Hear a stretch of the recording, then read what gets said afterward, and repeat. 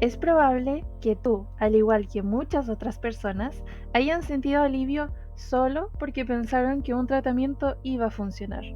A esto se le llama efecto placebo.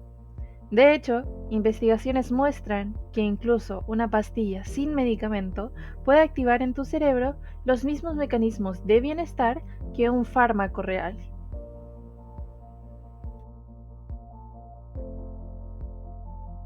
Hay muchísimos factores distintos que pueden aumentar o disminuir las expectativas de eficacia del medicamento. El pasado, la situación, las experiencias que uno ha tenido. Sabemos, por ejemplo, que la morfina mitiga el dolor.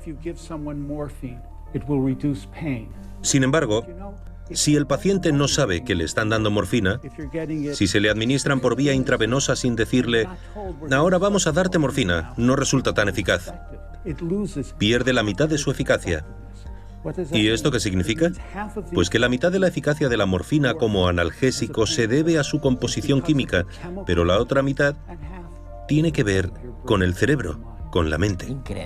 Si alguien aún piensa que el efecto placebo es solo sugestión o autoengaño, la neurociencia contemporánea tiene una respuesta contundente. El placebo cambia el cerebro de manera medible. Estudios de neuroimagen realizados por investigadores como Benedetti, Weger y Atlas han demostrado sistemáticamente que cuando una persona espera mejorar, se activan regiones cerebrales muy específicas.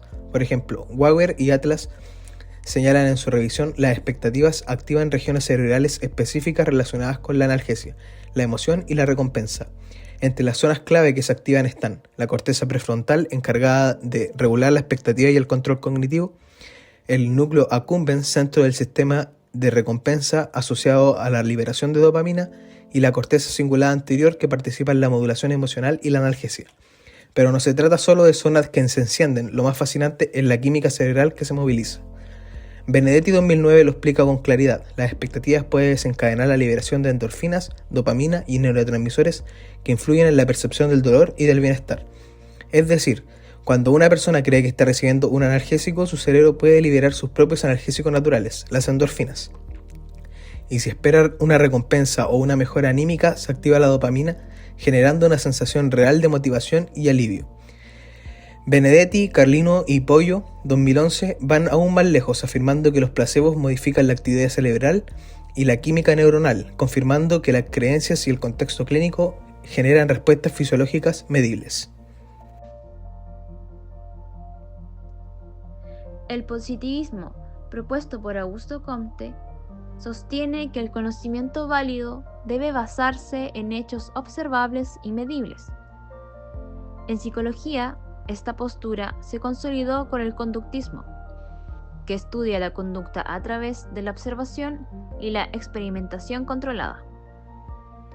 Aplicado al efecto placebo, el positivismo se refleja en los ensayos clínicos doble ciego y en el uso del grupo control, donde se busca cuantificar cuánto del cambio terapéutico proviene de la mente y cuánto de la sustancia activa. A continuación revisaremos la información presentada en el gráfico, donde se comparan los porcentajes de mejoría entre la intervención activa, marcada en naranja, y el placebo control, marcado en azul. Caso A: depresión y antidepresivos. En los ensayos clínicos aleatorizados de doble ciego, como los revisados por Silva y Barra en 2009, se comparan fármacos antidepresivos frente a placebos. Desde una mirada positivista, la mejoría se cuantifica mediante escalas estandarizadas, como la HAMD o la MADRS. Estos datos muestran que la intervención activa alcanza un 55% de mejora y el placebo o control llega al 45%. Desde este enfoque, la pregunta clave es si esta diferencia del 10% es estadísticamente significativa. Por ejemplo, si cumple con un P menor a 0,5 y si además es clínicamente relevante. Si no lo es, la mejoría podría deberse principalmente a factores contextuales, más que al fármaco en sí. Caso B: dolor musculoesquelético y kinesio tapping. En este caso, estudios experimentales compararon el kinesio tapping con cintas simuladas como plantea Ceniza Verdallo en 2019. La medición objetiva se hizo con escalas de dolor, funcionalidad y satisfacción. Los resultados fueron que la intervención activa mejoró un 35%, en cambio el placebo control un 30%. Si la diferencia entre estos porcentajes no es estadísticamente significativa, se concluye que los cambios probablemente provienen de las expectativas del paciente o del contexto terapéutico, y no del vendaje activo. Caso C. Placebo quirúrgico. Este caso incluye revisiones de cirugías simuladas, como artroscopias falsas comparadas con cirugías reales. Los datos reportan que la cirugía real tiene un 65% de mejora y el placebo quirúrgico un 40% de mejora. Que un 40% mejore tras una cirugía simulada demuestra empíricamente el poder de los mecanismos contextuales, como la sugestión y la expectativa. También cuestiona si en ciertos procedimientos el efecto específico del acto quirúrgico es realmente necesario para generar mejoría.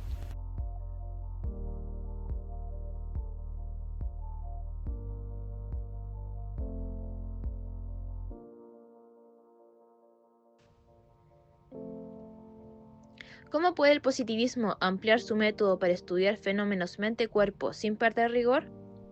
El positivismo puede ampliar su método incorporando enfoques interdisciplinarios, como la neurociencia, la psicología cognitiva y la fenomenología empíricamente guiada, que permiten estudiar la relación mente-cuerpo sin abandonar el rigor.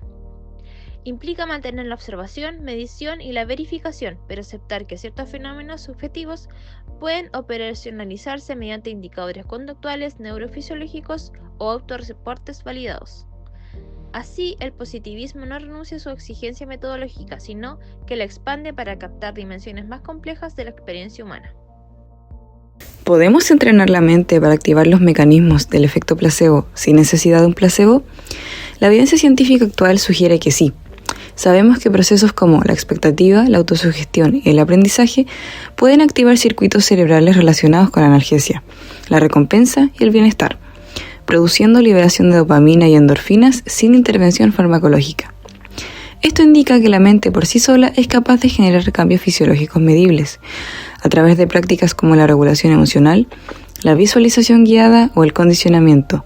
Es posible poder reproducir parte de las respuestas asociadas al placebo sin recurrir a estímulos externos. Sin embargo, aún persisten preguntas abiertas. ¿Cuánto duran estos efectos o por qué algunas personas responden más que otras y cuáles son los límites de este entrenamiento mental? Lo cierto es que la mente no es un mero acompañante del tratamiento, sino un agente activo, con un potencial que recién comenzamos a comprender. ¿Debería la psicología integrar el poder de la expectativa en la terapia? La evidencia es clara. La expectativa no es un efecto secundario, es un mecanismo activo del cambio. Como señala Finis et al., comprender los mecanismos del placebo permite avanzar en la investigación clínica y mejorar las intervenciones terapéuticas. Si sabemos que las creencias del paciente modulan su respuesta al tratamiento, ¿no deberíamos integrar ese poder de forma consciente y ética en la terapia? No se trata de reemplazar intervenciones validadas, sino de potenciarlas. Crear un contexto terapéutico que active esperanza y expectativas realistas puede ser un complemento poderoso. La pregunta ya no es si la expectativa influye, sino cómo podemos usarla responsablemente.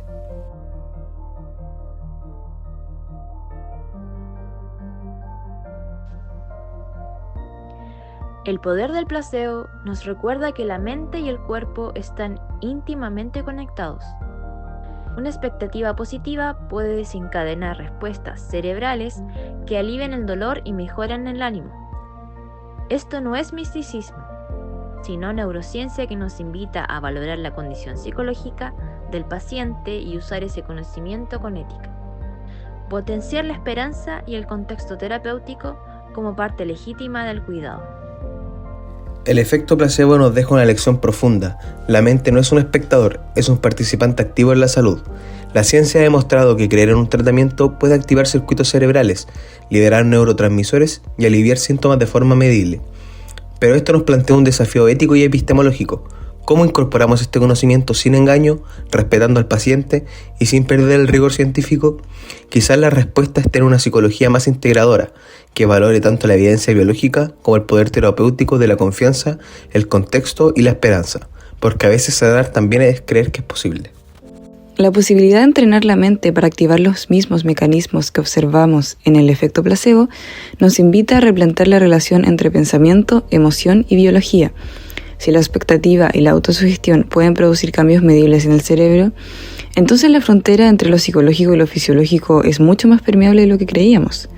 Este hallazgo no solo amplía nuestro entendimiento científico, sino que también nos señala una responsabilidad: aprender a usar la mente de manera más consciente.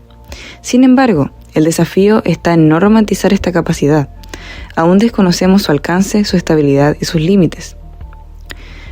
Porque si la mente puede activar por sí misma procesos de sanación, entonces comprenderla y entrenarla ya no es solo una opción terapéutica, sino una oportunidad para ampliar lo que consideramos posible en salud y bienestar.